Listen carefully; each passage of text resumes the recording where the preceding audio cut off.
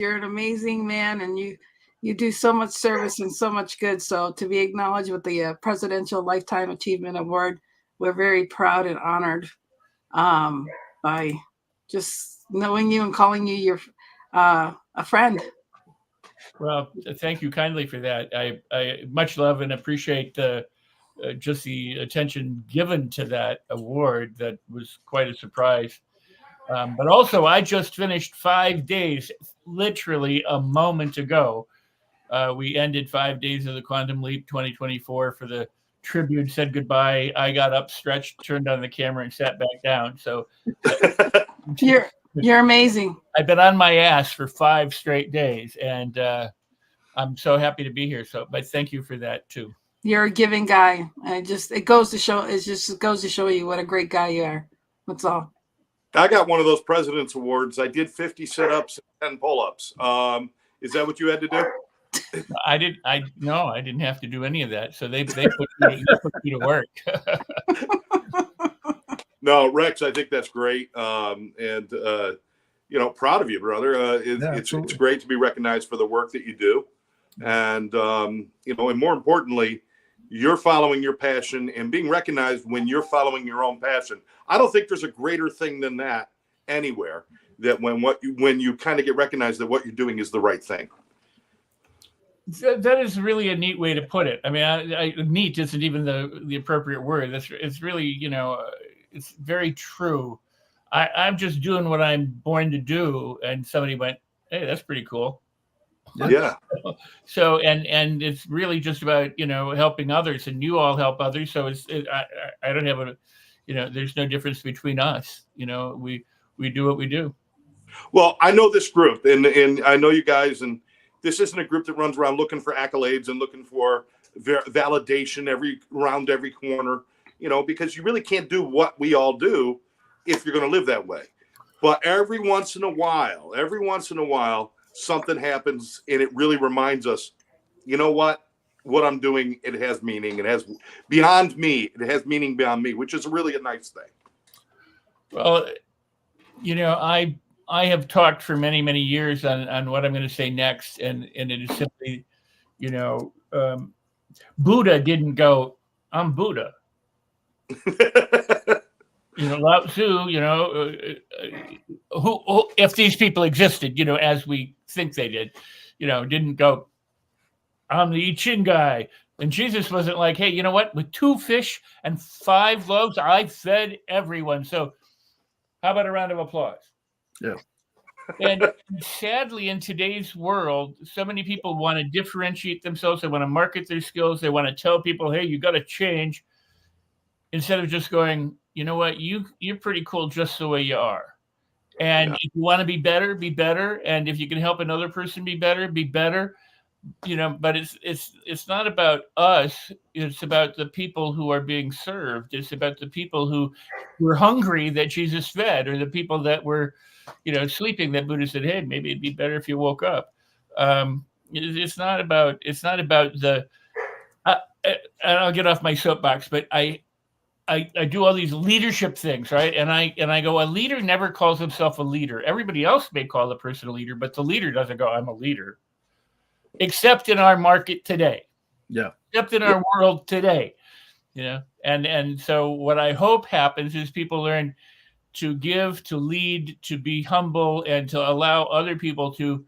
One of my good friends, Ashkan, he is the most powerful, positive, optimistic connector who puts people together. I'd love to have him on the show, by the way.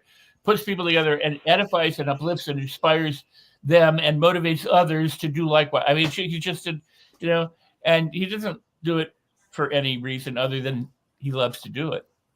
It's a scary thought to think in today's society, if Jesus was here, he'd turn to one of his apostles and say, make sure you get this on TikTok. What I'm about to do with this water, make sure you get it on there. Well, and not only that, but remember in the Garden of Gethsemane, the soldier, went to get Jesus and he cut off his ear, and Jesus healed the ear of the person whose ear was cut off, kind of like, let's not go there. It's about love. It's about peace. It's about humble and acceptance. And the cool part about being part of this panel is I'm surrounded by people just like that. loving, kind, generous, good people who are dedicated to helping others and raising the temperature when it comes to what's possible. Absolutely, absolutely, and that's what turns me on, gets me excited. Is a show like this where we're not tackling world issues. We're not telling people how to solve world hunger or to solve political dismay. We're not doing that. We're taking simple ideas about what people can do for themselves and just giving thought to it. And it's not even, like you said, it's not leadership. It's not it's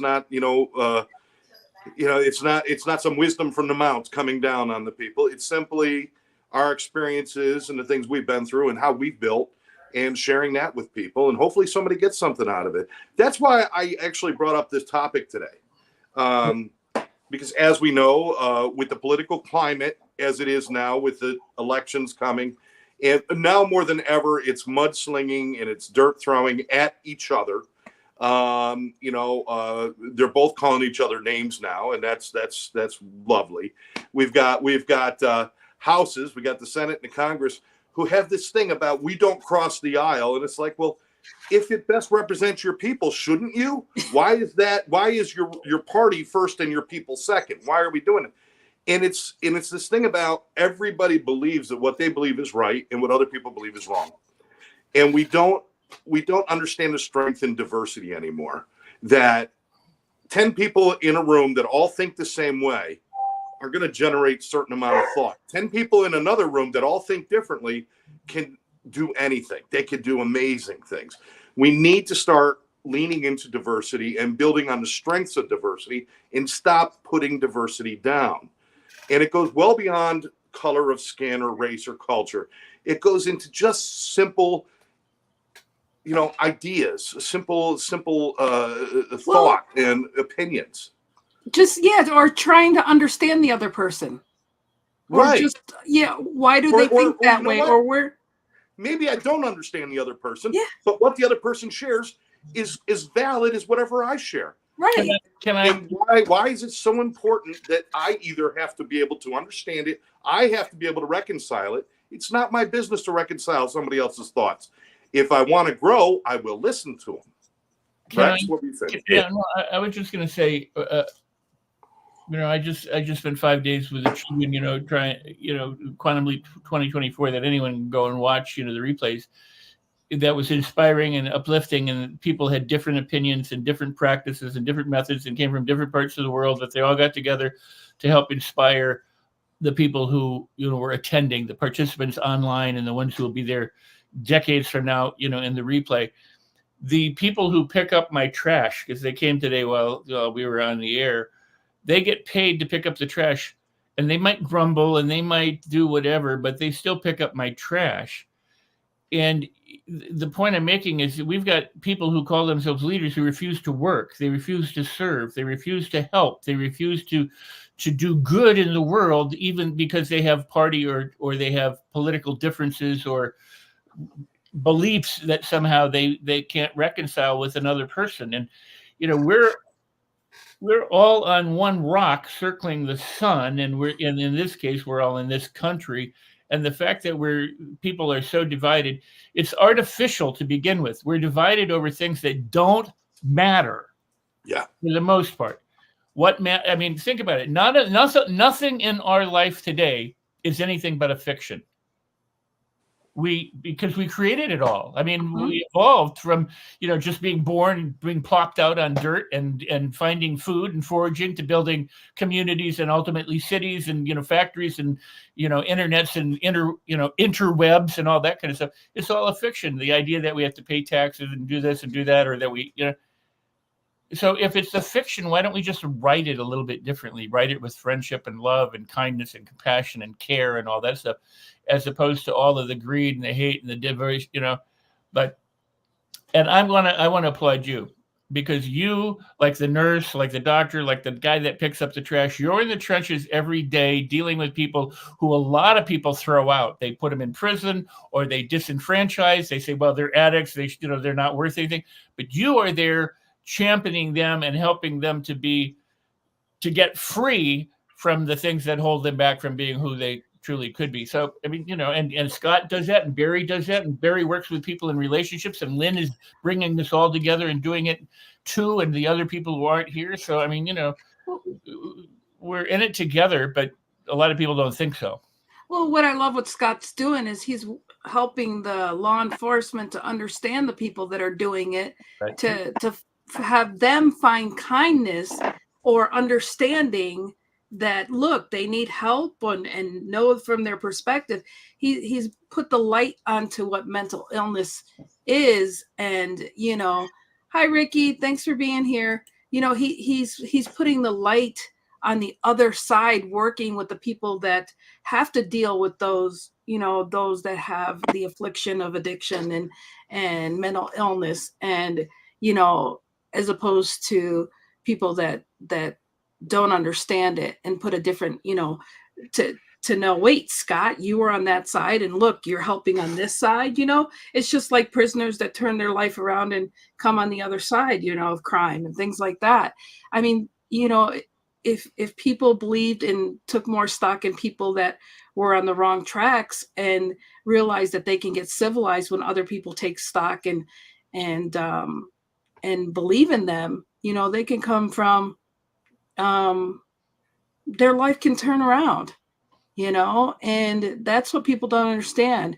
When you don't give a person a chance, then they start believing everything that they have been fed about themselves.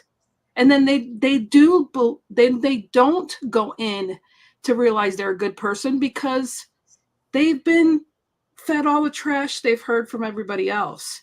And then, then they need people like Rex to realize, then they need a book like Life on Your Terms to realize you had it all along. But when you have everybody else against you on the outside, it's hard to go on the inside to see that you have the ability to be the person that you wanted to be all along and to create the person you want to be. And that's what I love about Rex's book, is because he helps you to realize that you can, everything on the outside, or you thought you can unlearn, learn to unlearn what you didn't know that wasn't any good. Hey, Doug Wing, thanks for being here.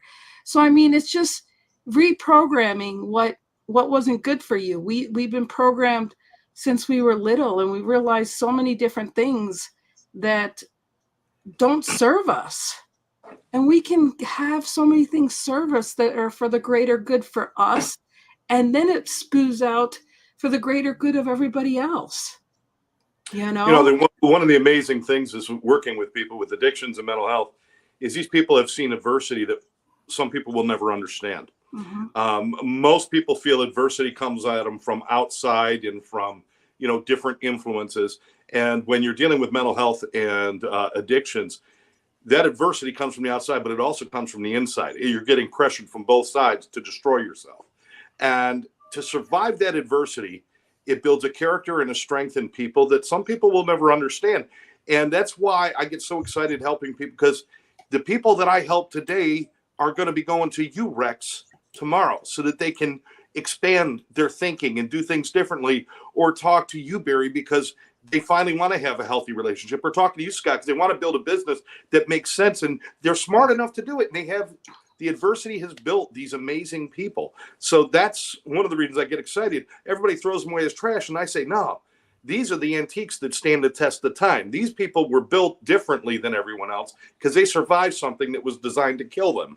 And it's just such an amazing thing. But Scott, I want to get to you on this topic of diversity, because this really goes along the lines of a lot of what you teach and what you do. Well, it's interesting. I've had multiple conversations around this topic over the last week or so, but one of them was, I can't believe that I grew up as naive as I have now determined I did.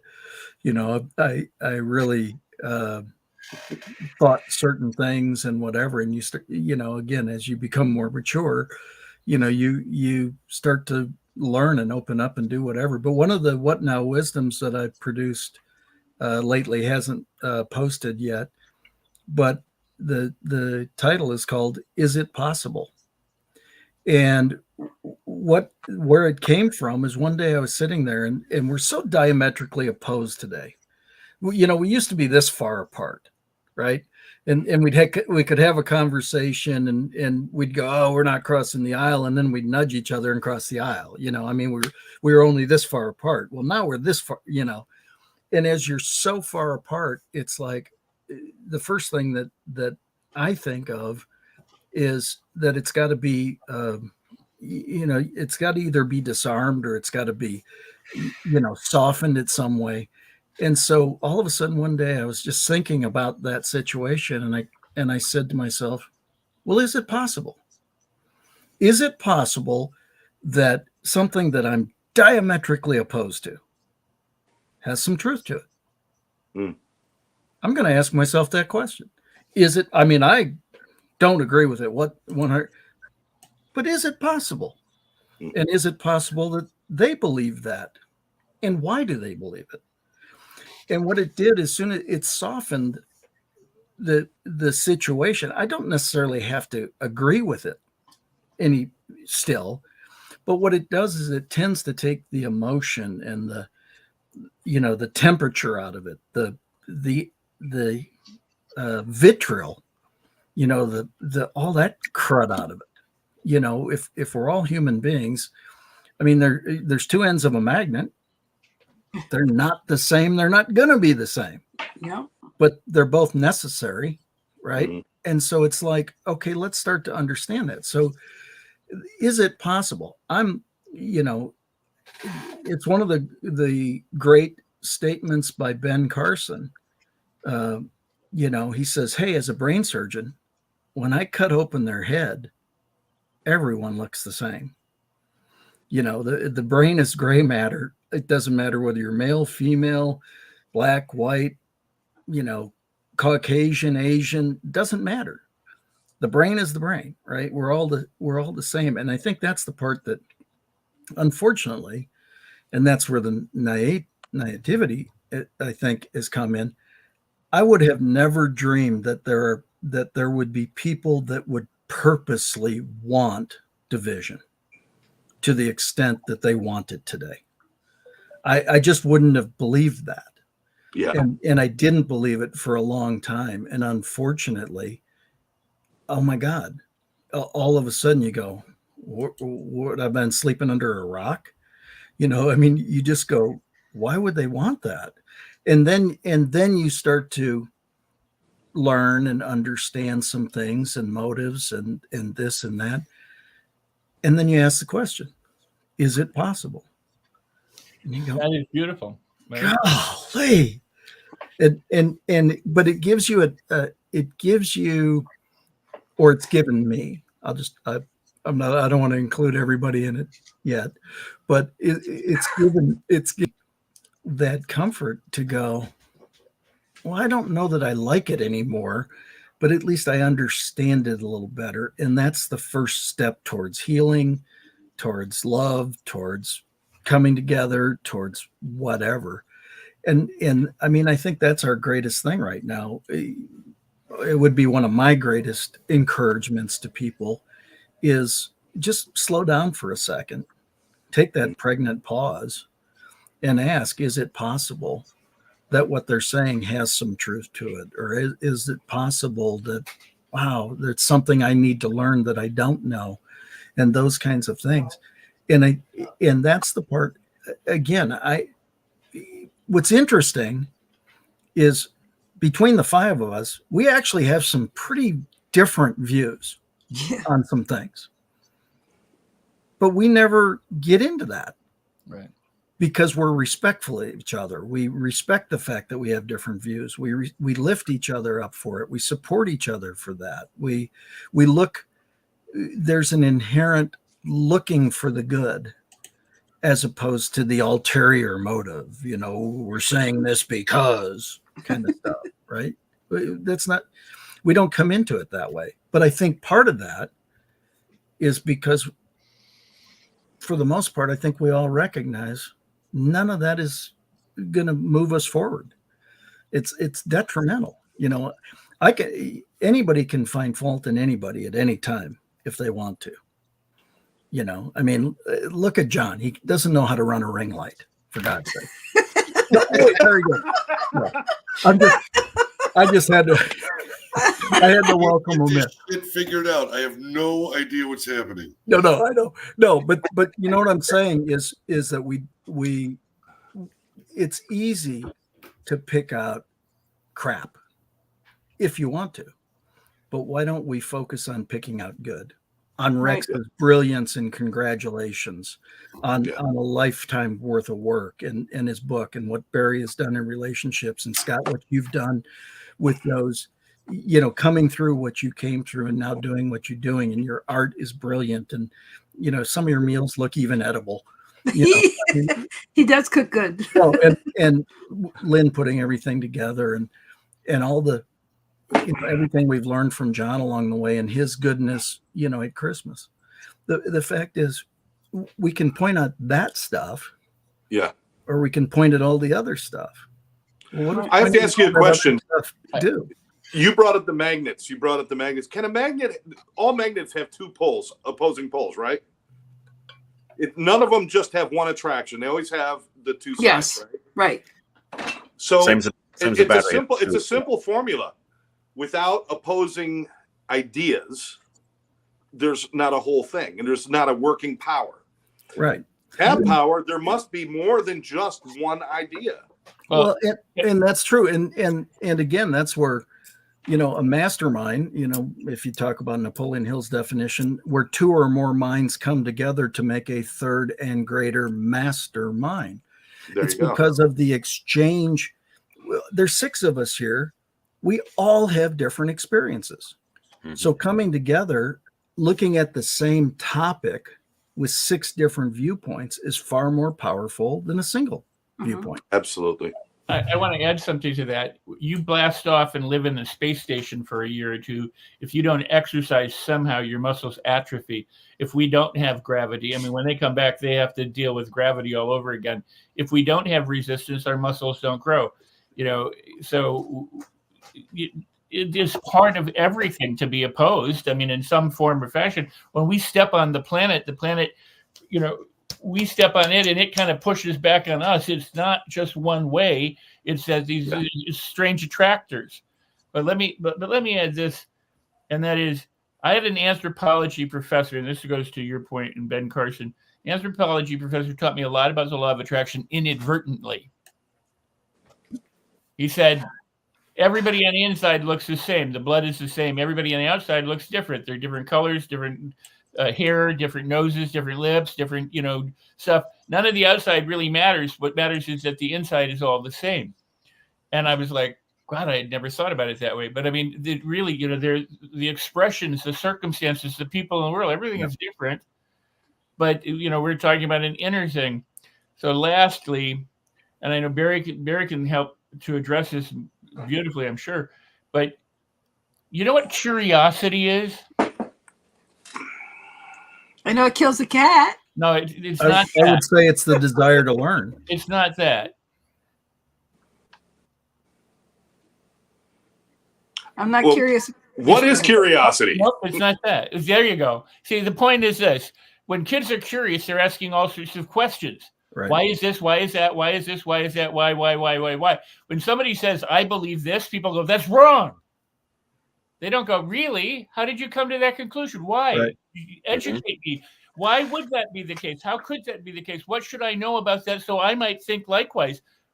People, especially in this world of the internet where everybody has a story and everybody should teach something and everybody has an opinion and everybody has a platform and everybody has a phone that we can all make movies. We've gotten to the point where we talk at each other instead of going, well, Scott, how did you come to that conclusion? Why do you do what you do? And then listen to the answer without going, nah, I don't think so. Yeah. Or like we do in theater, we always go and in improv because it furthers the conversation. Yeah. Politicians, if they said, really, why do you think that would solve it, as opposed to that will never gosh darn solve it, you know, maybe some things would get done. Maybe. Nice. Barry, what do you think about all this, brother? Oh boy, where do I start? Well, you got 25 minutes to unpack. No, but I mean, some of the things have been said, which I love. A couple of things I want to throw in there. One, actually, talking about difference in culture. One of the things I know, I've listened to a couple of people talk about this other places, is division creates weakness. So the division of preference in this country and other countries too, where it's politicizing and break things apart, because when you divide, you conquer them. Like basically the people in charge don't want to listen to people who are below them because they want to be in charge. So if you divide everybody up, they stay in power. So one of the challenges we have in this country and other countries too is we have this forgetfulness by the populace that we are in charge. So that needs to be shifting anyway. But I don't have the answer to that one. Just going to say that's one of the things to be aware of. Second thing is there's a quote I remember seeing recently. Actually, it was on a show by a woman named Ruby Bridges. She had a quote that says, "Racism is a grown-up disease. Let's stop using our kids to spread it, because kids aren't born racist. Right. They're educated racist." And so, if you have a black kid and a white kid growing up together, they have no idea what it is. The fact they're different. It's only when they're told they're different where things happen. And that's one of the challenges about diversity is we don't respect it. We use it as a wedge. Right. And so it's out on the goodness of people. And the thing about the magnets I'm going to use, because I used to make magnets in a relationship, because men and women, and using heterosexual format for this, are very different. Not just genetically, but internally too, mentally, the way we think. And I was telling this about somebody recently that she was having a problem with her boyfriend about something. I said, here's the thing, is that we men are generally wired to fix problems. That's our natural gift, is we fix problems. Women don't need fixing, but we think when they're not happy, they're broken. So we've got to fix them. And oftentimes what women need is to be listened to, but we don't think that way. We think, there's a problem, let me fix it. And so one of my teachers, Alison Armstrong, talks about this when they have arguments and stuff, how a woman's best support for a man is to do nothing except listen, not to fix, not to answer, not to say anything. And we're thinking we're useless because we're not doing anything. So this confusion happens between men and women, which cracks me up, because it's so silly when we recognize that if we just listened, understood the other person's perspective, the difference, we grow because of that. So in relationships is so fundamental. It's such a simple thing. But the thing about magnets is talk about how the polarity of sexual energy is over a spectrum. The further apart they are, the more attraction there is. So the diversity makes it better, frankly. But like a magnet, if you put magnets in a drawer together, they lose the magnetism. Same thing in a relationship. If you get too relaxed and too casual, the attraction goes away. So you got to recharge the battery, so to speak. So you're definitely understanding the polarity is a key thing. So difference is a good thing in relationship, especially. Barry, you made a lot of points with a lot of women. I'm gonna have to make a clip out of that one. Hey, and I said I learned this from Alison Armstrong. She's the person who put it. I learned from her. I'm just saying, you just schooled a few men on the panel here. No, just kidding. If anybody would like an excellent example of what Barry was talking about with giving answers instead of just listening, you should be listening and showing empathy. And you look up, there's a video on YouTube, and it's called The Nail, or It's Not About the Nail. That's great. The woman has a nail in her head and she's complaining about headaches, and he says, get the nail out of your head. She goes, you never listen. You never listen to what I'm saying. And, which is beautiful. I mean, there was some really cool things in that video where he finally decides to listen. But while he's agreeing, he's saying, that must be really hard. He's shaking his head no. And so basically, he's not really fully bought in. And if It's she called The Nail? body language, she would know that was bad. Yeah, I posted on Facebook because I talked about it in our podcast last week. So we talked about that as part of the challenge about understanding each other. Yeah, the Nail. Fantastic video. And I use it when I'm doing communication training. I use that all the time. But yeah, great points, Barry. I mean, the funny thing is that, I meet a girl who's different from me, and I like those differences. And this has happened my whole life. You meet somebody who's a little bit different. I love those differences. Oh, you're so different this way. You're so cool. But then as we spend more time together, we start to try to mold each other to be more like each other, until we get to a point where one day I look at her and I said, you're not the same person I fell in love with. Now you're like me. I don't like you anymore. So not only do we have to understand that diversity can attract us, but to keep that alive and to really feed that. And I think what Rex was talking about was ask questions and get involved and ask more and show interest in the other person instead of shutting them down. Because when you shut them down, they're trying to adjust to be more like you so they won't have a problem. Show that expression of interest. Am I misquoting you there, Rex? No, and I would, it's not my dog. I don't know who that is. Oh, Scott. Yeah, but I would add, we're talking about questions and curiosity and stuff, but, science, the field of science, if there is such a thing, because I really don't think there's science, there's just scientists. And, but it's the field of inquiry, right? It's asking questions, it's looking into things to try and find answers. But what it does is it presents a hypothesis. It presents essentially a theory.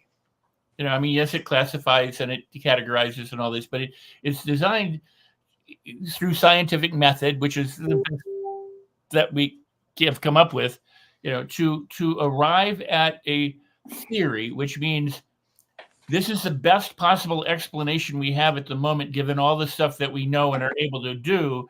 And we will replace it with a better updated one as soon as more information becomes available. It's that willingness to change your mind and to move the needle forward with science.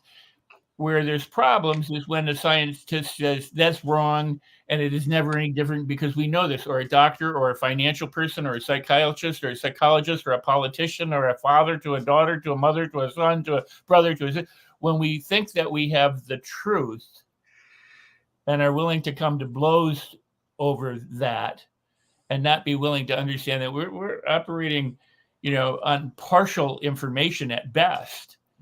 And we need to gather more information. One of the cool things about a crime scene is that even when it goes to court, typically they can go, this is all that we can prove. We weren't there, but this is the story we've created. And then people argue over those stories, whether it's one way or the other. But the point is, absence of evidence is not evidence of absence. And so, the issue with people is that we're not here to debate each other. We're here to thrive. And the fact that we have friction or conflict should help us grow together, not apart.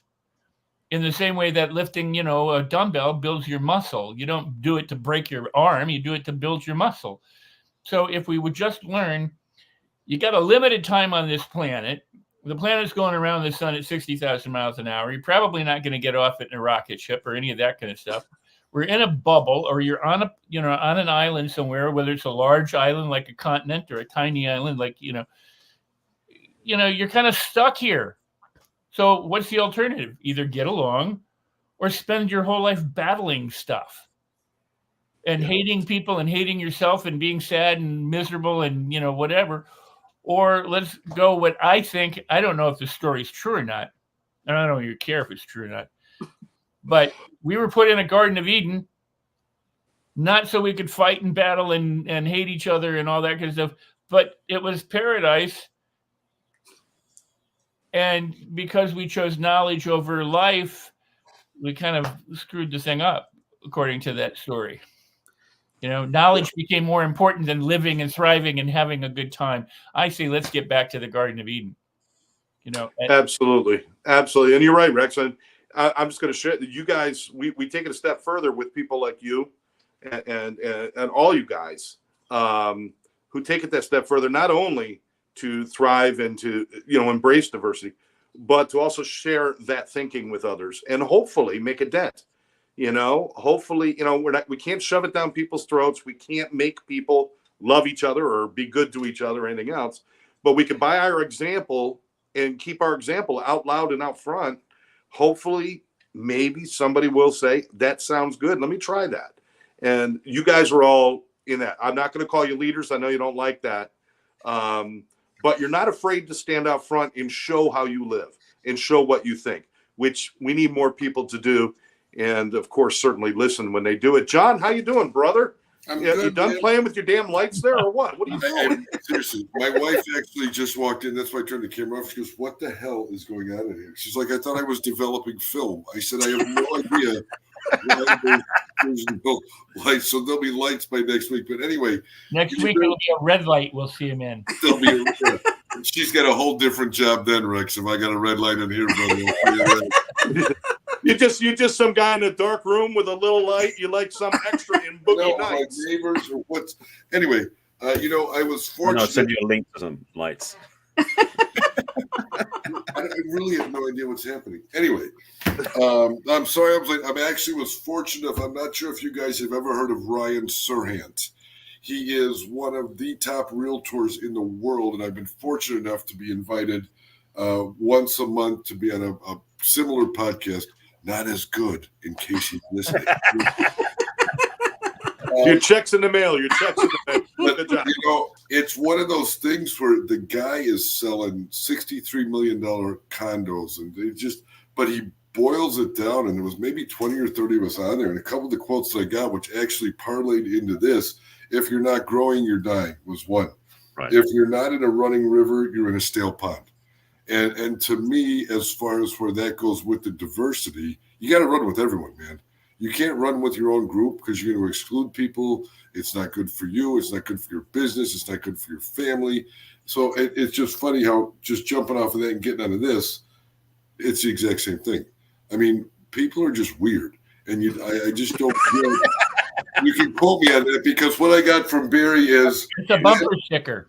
what I got from Barry is men and women are different anatomically. So thank you for that, Barry. I appreciate You didn't know. And how many kids do you have again? You're You right. got 6 kids? Yeah. So there's A and B. Or A and Hey, C. we don't know what he knows. He obviously doesn't know how to turn lights on, so we don't know what he knows. That's why I got 6 kids. She couldn't see me because it was dark. If the lights were on, Now we know. I'd have none. Okay, that's a different show, different topic. But Yeah. next. No, but it's just the same point. It's like, why just get along? It's so difficult, and when you do it, and other people see it, it's such a common sense thing to do. And I think so many people have so many different agendas. They don't want to do it to make whatever they want to do, but just get up and have fun and make it a day, man. It's really get in that pond and keep it moving. You know, can I throw something in, because it goes back to what Scott was saying. Scott Schilling, Scooter, 2 hips. How many names can we find? You miss a week, you lose out.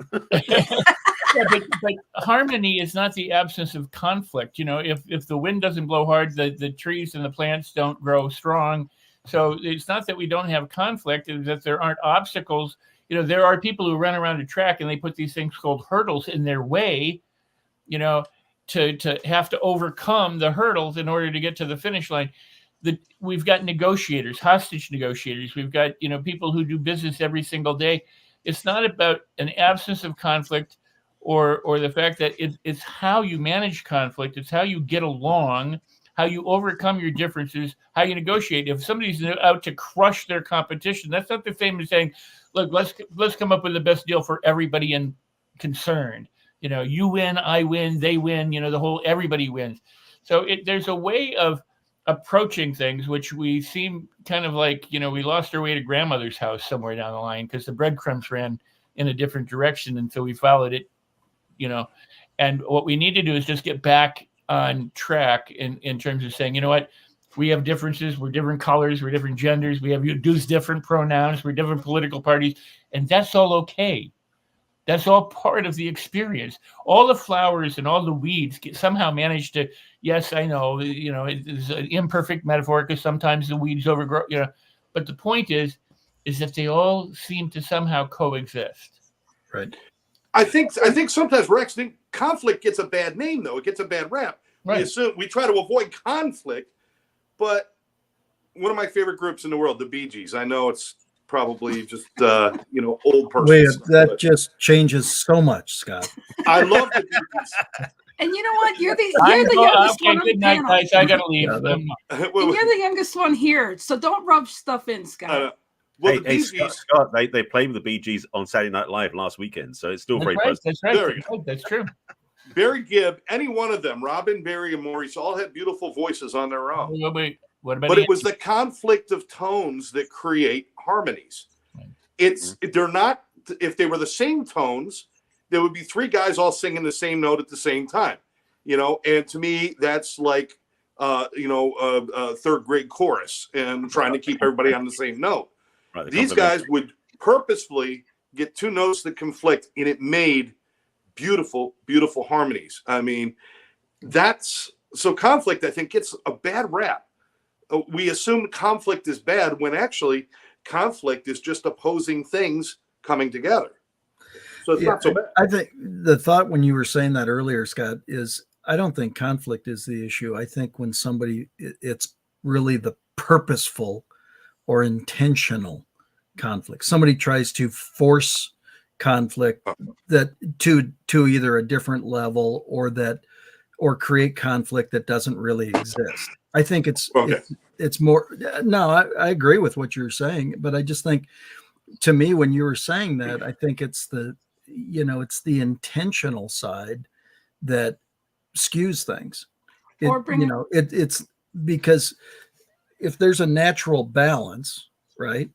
There's a natural balance, but all of a sudden somebody throws some extra weight over here, and now that's the intention to do something different with or it. bringing conflict up for the sake of conversation, but to bring resolve or discussion or to enlighten other people. You have to have it brought up in order to. But that's not intentionally putting extra weight on one side or the other. But how about this? To your point, and to everybody, there's nothing wrong with conflict. It's the intentional choice to refuse to cooperate.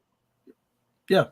I mean, essentially, you're just saying, no, I'm not going to do that. I won't do that. I refuse to do that. I don't like you. Whatever it is, it's a refusal to walk with somebody so you both kind of take the same viewpoint, at least temporarily. You can part ways, but at least share the same viewpoint for a moment.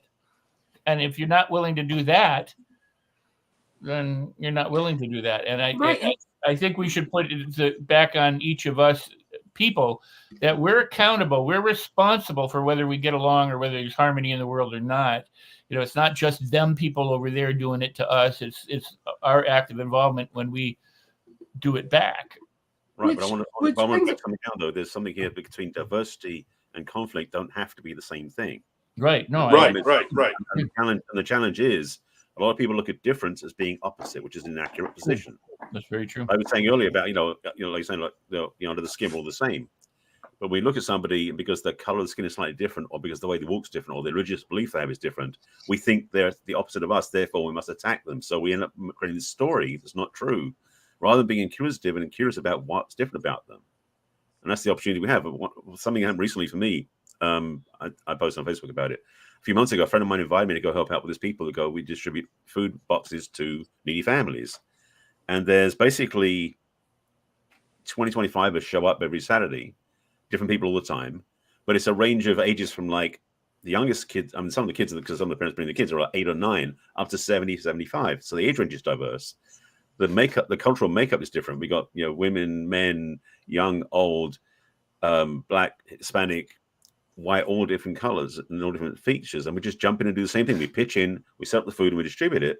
And all the people in line, we give about 300 boxes a Saturday every time. But there are people lining up in pedestrian side, and also people in the cars lining up. And the cars are all diverse. The people are all diverse. But it's all diversity, the whole thing is. And yet the truth is, what we're doing is we're adding value to other people's lives without stressing ourselves out. We're having great fun doing it. And so for me, what I keep remembering is diversity is not a tombstone. It's an opportunity to learn something different. And I got some great friends I've got out of this from people who are very different from me, because we said, let's pitch and do something together. And one of the great things about diversity is when you do something in common, that creates the thread between all of us that makes us all the same. Yeah. So what's better, Beatles or Fish? Depends what you're looking for. Well, Beatles. The Beatles. The Beatles. But I mean, all of the plants that exist are different forms of plants, whether it's a rose or a lily or a sunflower, or, cactus, whatever. Difference isn't the problem. You're absolutely right, because everything is different. And in fact, there's no, we think in terms of black and white and tall and short, but it's all a matter of degrees. It's on a scale, on a continuum, and so it's never that difference. To me, it's never that differences, although some will think that, like I don't like roses. I hate roses. But I mean, think about your food groups. You want to be a whole, almost everything in the world is edible to somebody. It may poison them, but somebody will eat it. Somebody's eating a bicycle right now. You know that. I mean, right? So, but I mean, in terms of food groups, you have all sorts of different vegetables, all sorts of different fruits, many different sources of protein, many different forms of fluids. And while someone will say, I don't like that, then typically it means that they don't buy it, they don't drink it, they don't eat it. But they don't actively hate it and resist it. Some might say, well, you should never, ever have that, and so I'm going to outlaw it for everybody. But that's the point. Difference is fine, and it's welcome. And the fact that you can play 3 different notes, in a chord on the piano, and they make music and they're different sounds, and they may even be de-harmonized, not harmonious in terms of their sound, but they create a beautiful piece. It's the fact that we actively go out of our way to oppose someone, or something, Right. I start wrapping up, Scott. for whatever reason, because we think we must, or we think we should, or because we've been conditioned that way. I mean, hate is the point. Is learned. It's not. You're not born with it. Right. Absolutely. So let me. And as a child, you'll put damn near anything in your mouth. Yeah, I did. Oh. Absolutely. We were going to tell you about those lead chips, Barry. Another time. Well, I did some research on brain chemistry and addiction, and found out about all the heavy metals that are deposited from the drugs that people do, and how they stay in your body up to 30 years, and antimony and cadmium and everything else, and lead being one of them. And I found out that excess lead in your body can lower your IQ by as much as 10 points. And I'm about 5 points away from drooling in front of you guys. So I got to be really careful. I don't lick the peeling paint anymore.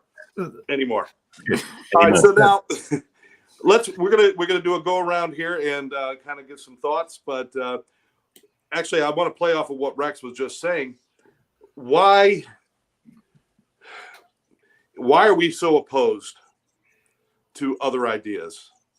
Does it embolden people, or is it because people are scared? And I'm asking this on a general sense. I'm not trying to analyze the whole world or do anything, but why is there so much opposition to opposing ideas? And what do you think it is that's really kind of causing all of this discord? It's a hard question to answer, but just throw something out there. Let's start. Who wants to start that off? Go ahead, Barry. Start it off.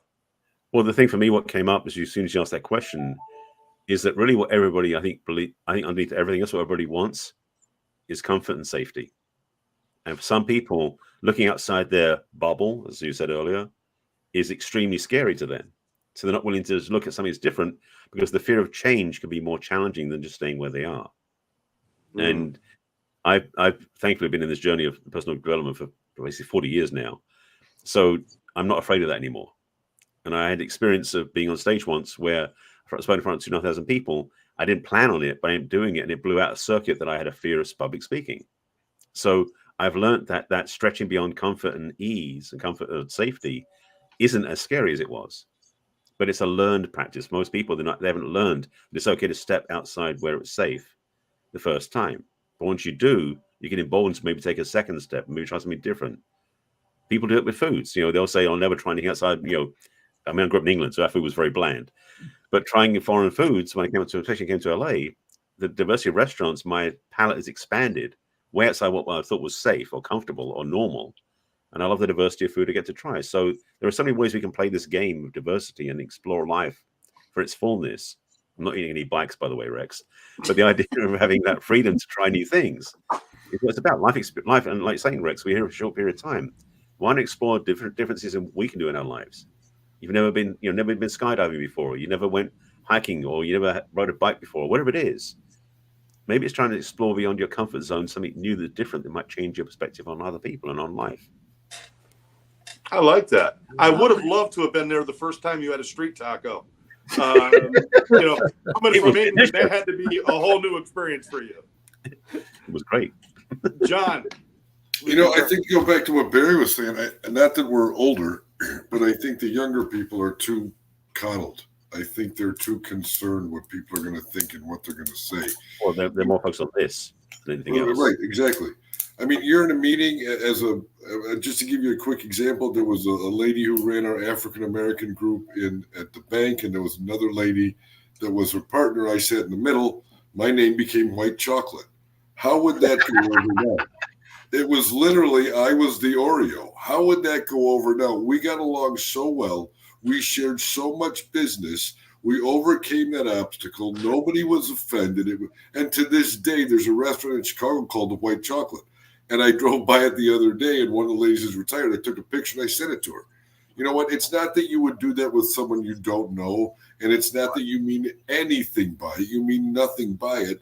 But they both know we don't mean anything by it. Let's do our jobs, man. Let's do it. And I just think everyone is walking on glass right now. And it's just, you don't want to upset anyone. You don't want to just have a conversation.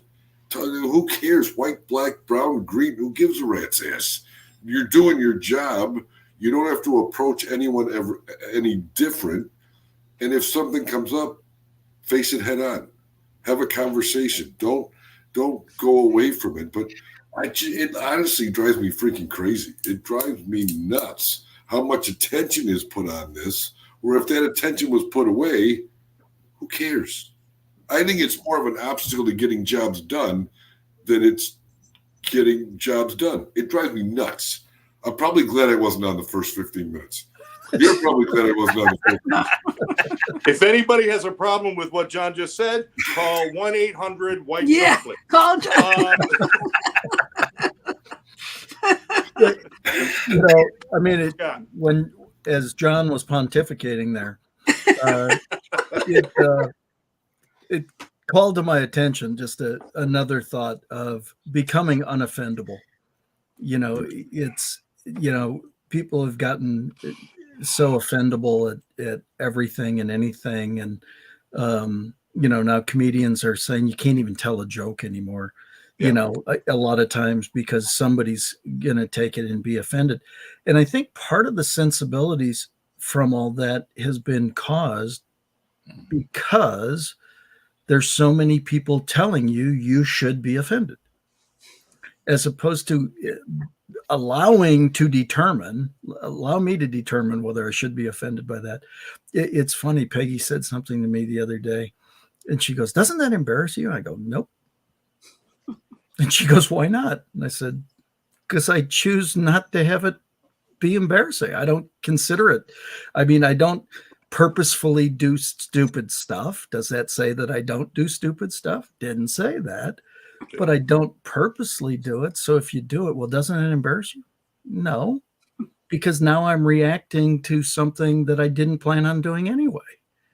I mean, and I think that there's so much media and so much immediacy of everything. These things, on one side, these things are wonderful. On the other side, it brought absolute immediacy to everything. I mean, you see that if somebody sends you a text and you're in the middle of a show like this, and out of courtesy to everybody on the show, you don't answer it until afterwards. It's like, "Where you been? How come you didn't answer?" It's like, oh my God, chill a little bit, right? And I think a big part of it is that there's so many people trying to impress their wishes upon others. So one of the topics we talk about so often here is choice. So it becomes a choice to be embarrassed, to be upset, to be this, to be that, or just say, "Hey, you know what?" Somebody said something to me yesterday, and I said, "I can tell you that I have never purposefully made a bad decision in my life." Now, does that mean I haven't made a bad decision? Oh, hell, I've made a lot of them, but I never did it purposely. Right. And so, it's the understanding, it's having the confidence in that. Yeah, it's not that I haven't made mistakes. Have I said I'm sorry? A hell of a lot. But it's the confidence to know that you do it and then you make it right. You do the right things as often as you possibly can, whatever that is for you, right? And I think that that's a big part in this whole thing. People are telling us what we're supposed to believe about all this stuff, as opposed to allowing us to live it. And I think when you live it and you're comfortable in your situation, you find out the answers for you. That's all you can do. That's awesome. That's Thanks, it. Scott. Thank Thank you, you, man. Scooter. Thanks, Scott. My pleasure. Love Rex, you. take us home, brother. No, I mean, I agree with Scott. I mean, it's we have a phrase: rules were made to be broken. Nobody likes to be told what to do. Come on in. It's time for dinner. Oh, fuck yourself, mom. We don't want to be told what to do. Here's the thing you have to think about. So, and I apologize for putting it in those terms, but there are people who want to ban books, and there are people who want to ban words. How are they any different? You can't say this, and they want to legislate you can't say this, or you can't read this. What we need to do is go to what are they intending to do?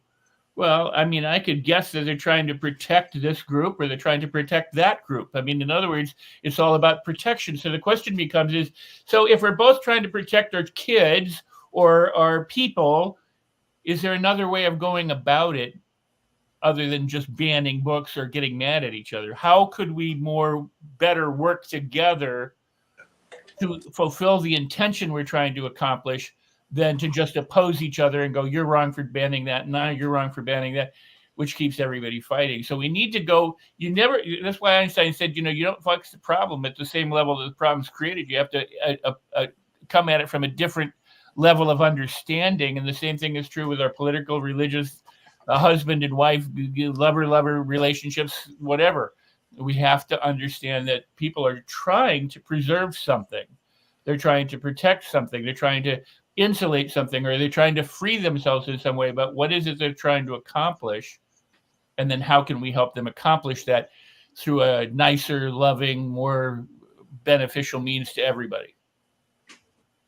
Absolutely. If you put tape over a racist mouth, are they no longer a racist? Right. It doesn't make any sense. The problem Similarly, Scott, similarly, if you call somebody a racist that's not a racist, does that make them a racist?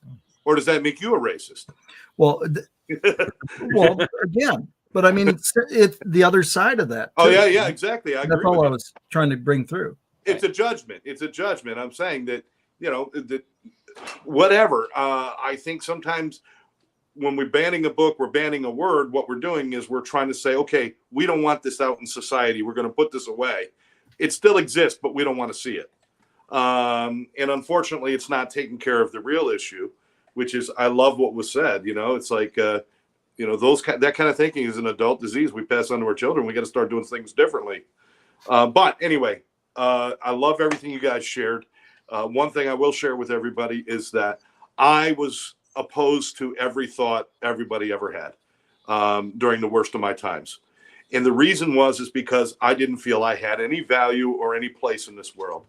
When I started to discover my own value, my thoughts had value, my thinking had value, I started to understand that others can have value as well.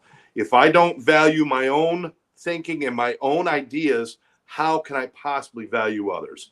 And as you become more accepting of yourself, spread that outward, you'll become more accepting of the world. And that changes your world, I promise you. But it's an inside job.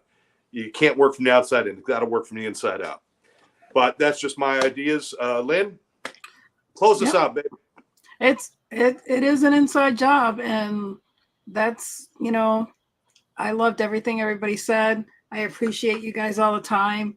And, as we all see it, just realize when you get a group of people together, try to have an open mind. And instead of thinking, oh, I've heard that or I've seen that or whatever, take the advice of everybody that said something here and ask more and say, well, why do you see it that way? Or when did you see it that way? Be inquisitive. Try to learn something new from what was said. And take away something from it. Instead of feeling like you know everything, try to learn something from it and grow from it, because we don't know everything. And that's the thing to know, is that you can always learn something, and you're better for that. And when you think you know everything, you're I hate to tell you that, It's a sad commentary you're giving yourself. You're missing out more than you know when you think you know everything, and the person in front of you could be. It's amazing. People are put in situations, and people are put in front of you, and it could change your life by just realizing if you listen and you open up, that could be a lesson that you've been waiting for, or an answer that you've been looking for. But if all you're doing is listening to yourself and not the person that's right there, or asking the questions, or listening, that could change your life in an instant. So just consider that. So Absolutely. Thank you, everybody, for being here. Scott, love and prayers for your sister, brother. Everybody out there, thanks for joining in. Thanks for being with us. We'll catch you next time right here on the Lynn, Scott, and Friends show. Take care, everybody. bye. See y'all. Keeping me